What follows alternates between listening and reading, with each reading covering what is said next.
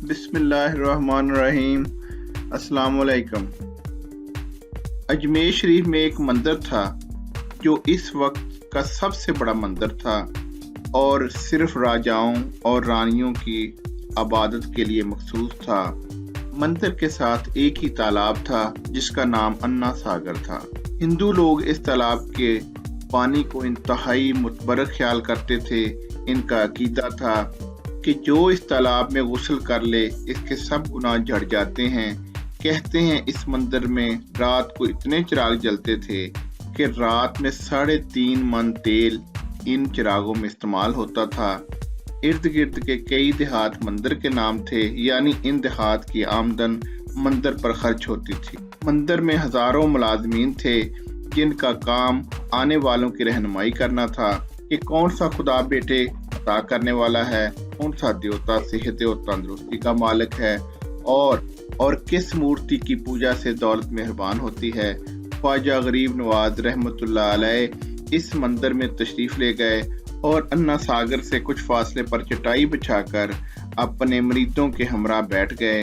असर का वक्त तकरीबन होना ही चाहता था और आपने हजरत कुतुबुद्दीन रहमतुल्लाह अलैह से अजान देने का कहा।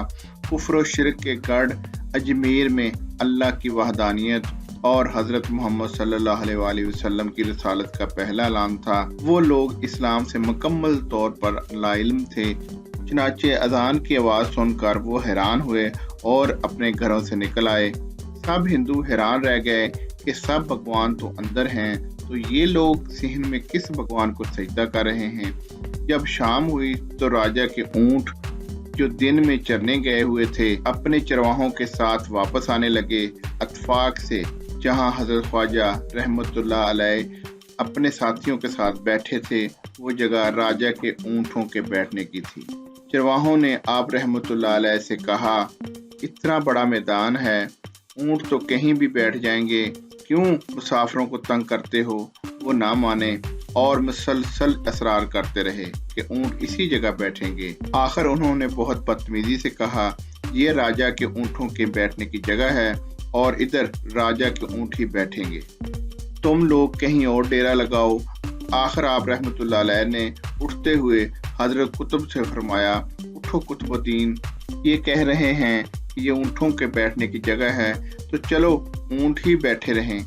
ये कहकर आप रहमतुल्लाह अलैह अपने साथियों समेत वहां से उठ गए।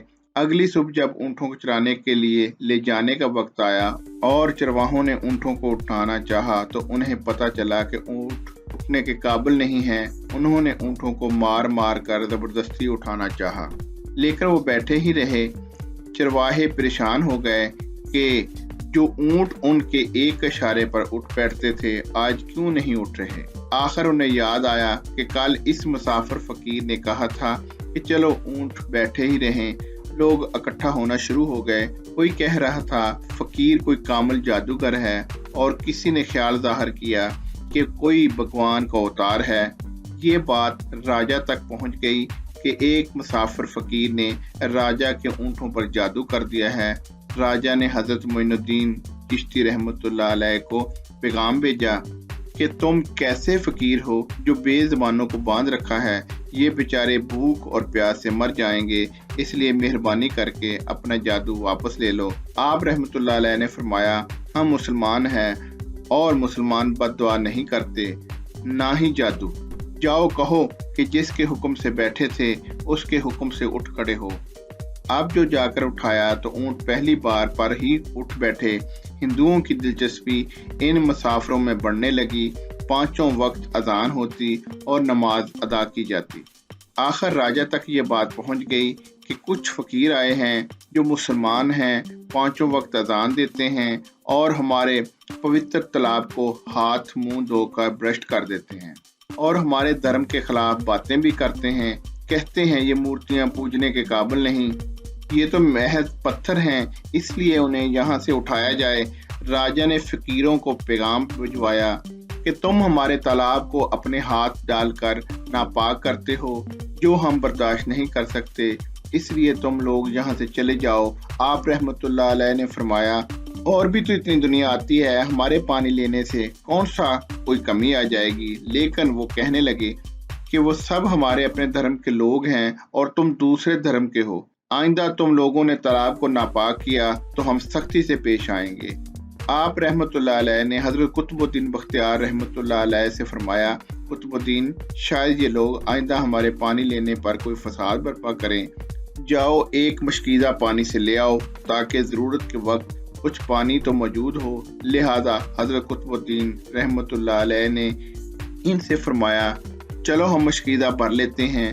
وہ اس شرط پر مان گئے کہ تمہارا جسم پانی سے نہ چھوئے۔ حضرت قطب الدین بختیار رحمت اللہ علیہ تالاب کی سیڑھیوں پر جا بیٹھے اور مشکیزہ پانی میں ڈبو دیا۔ جب وہ بھر گیا تو حضرت قطب الدین رحمت اللہ علیہ نے مشکیزہ اوپر کھینچا، لیکن یوں ہی مشکیزہ پانی سے باہر آیا، انا ساگر کا پانی خشک ہو گیا، گویا سارا انا ساگر مشکیزے میں بند ہو گیا۔ انا ساگر کا خشک ہونا تھا کہ پورے اجمیر میں کوہرام مچ گیا اور ہم گناہوں کا بوجھ لے کر کدھر جائیں گے۔ سارے علاقے میں خبر پھیل گئی کہ مسافر فقیروں نے جادو کے ذریعے انا ساگر کو خشک کر دیا ہے۔ راجہ اس نئی صورتحال سے بہت پریشان ہوا۔ اس نے اپنے وزیروں کو بلایا۔ سب نے یہی کہا کہ فقیر یا تو جادوگر ہے یا پھر واقعی کوئی کامل فقیر ہے۔ ساتھ ہی وہ پریشان ہوئے کہ اجمیر کی رونق تو تھی ہی انا ساگر کے دم سے، اس کی وجہ سے لوگ دور دور سے اجمیر آتے تھے اور اپنا ایمان تازہ کر کے لوٹتے تھے۔ انا ساگر کے خشک ہونے سے ہندو دھرم کی تبلیغ کو دھچکا لگے گا اور یہی تشویشناک بات تھی۔ آخر طے پایا کہ فقیر سے مذاکرات کیے جائیں۔ آخر وہ چاہتا کیا ہے؟ اگر اس کے مطالبات معقول ہوں تو تسلیم کیے جائیں، یا پھر سب مرد، عورتیں اور بچے جا کر فقیر کی منت سماجت کریں کہ لوگوں کی پریشانی سے نجات مل جائے۔ ہم پاپ کا بوجھ اٹھائے کدھر جائیں گے اور کیسے سکون پائیں گے؟ یہ تجویز زیادہ آسان تھی۔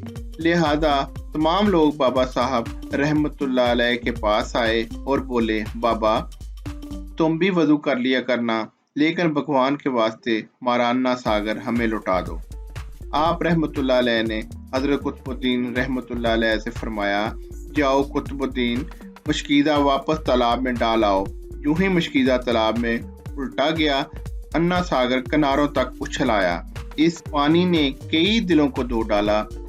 ہندو مورخ اس بات کو تسلیم کرتے ہیں کہ اس شام 32,000 ہندو کلمہ پڑھ کر مسلمان ہو گئے۔ ان ہندوؤں کے مسلمان ہو جانے سے پنڈتوں اور عام ہندوؤں میں بھی غصہ کا طوفان اٹھ کھڑا ہوا اور وہ سوچ میں پڑ گئے کہ فقیر اگر کچھ دن مزید ادھر رہ گیا تو دیوی دیوتاؤں کا نام لینے والا بھی کوئی نہ رہے گا۔ لوگوں نے راجہ کو مجبور کیا کہ جلد کچھ کیا جائے۔ راجہ نے مندر کے بڑے پنڈت رام دیو کو بلایا اور اس سے بابا رحمت اللہ علیہ سے مناظرہ رکھ کر جلد از جلد انہیں شکست دینے اور اجمیر سے باہر نکالنے کا کہا۔ رام دیو اپنے وقت کا مانا ہوا پنڈت تھا، جس کی علمی قابلیت کی دور دور تک دھوم مچی ہوئی تھی۔ اس نے راجہ کو یقین دلایا کہ جلد ہی راجہ کوئی اچھی خبر سنے گا۔ رام دیو بابا صاحب رحمت اللہ علیہ کے پاس آیا اور الٹے سیدھے سوالات کرنا شروع کیے۔ بابا صاحب رحمت اللہ علیہ نے خاموشی اختیار کیے رکھی۔ جب رام دیو نے حد سے بڑھ کر شور مچانا شروع کیا تو بابا صاحب رحمت اللہ علیہ نے اس کی طرف آنکھ اٹھائی اور مسکرا کر فرمایا، رام دیو، تو شور مچا رہا ہے اور تیرے ماتھے پر ایمان کا نور چمکتا دیکھ رہا ہوں۔ اس نگاہ اور لہجے میں جانے کیا جادو تھا کہ رام دیو قدموں پر گرا اور روتے ہوئے بولا، بابا جس دھرم کے تم ہو اس دھرم میں مجھے بھی شامل کر لو۔ سب لوگ جو مناظرہ دیکھنے آئے تھے اس کی کایا پلٹ جانے پر ششدر تھے اور رام دیو جو بابا کو شکست دینے آیا تھا خود مفتوح ہو گیا۔ معزز سامعین، آج کے لیے اتنا ہی کافی ہے۔ انشاءاللہ کل نئے موضوع کے ساتھ پھر دوبارہ حاضر ہوں گے۔ خدا حافظ۔